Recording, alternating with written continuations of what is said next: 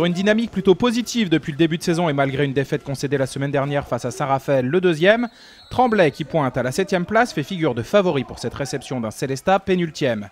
Les Franciliens ont en effet retrouvé du souffle et de l'entrain collectif avec leur nouveau coach David Chrisman, mais restent tout de même fragiles et face à un adversaire qu'ils n'ont plus battu depuis 2011.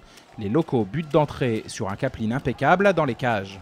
Célestat peut alors s'offrir des contre-attaques, mais au TFHB, on possède aussi un gardien de classe internationale avec Rezard. Joly allume et le portier se la prend pleine face. 4-4 à la 11e.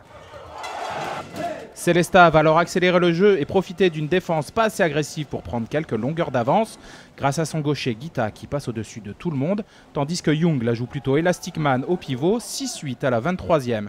L'avantage est faible et Tremblay ne veut pas le laisser grandir, alors les coéquipiers de Salou vont pousser fort avant la pause pour revenir. Le pivot fait parler ici sa puissance auprès. Au loin, c'est Mike Brassler qui va apporter son no-ball. Lancé et dans le tempo, il est redoutable. 12-11 à la pause dans ce match indécis au possible.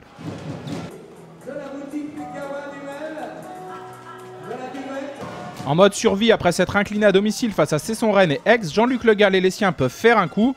Cela passe par du rythme, notamment en contre, car Tremblay n'a pas son pareil pour casser le jeu adverse quand celui-ci est posé. Gudjonsson, ménagé par son coach pour concerner tout le monde, sort du banc et marque, imité très vite par Beauregard. Le capitaine prend son envol et donne l'avantage aux siens.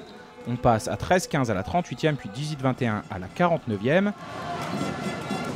Distancé dans cette fin de match, Tremblay n'avance plus que par à-coup.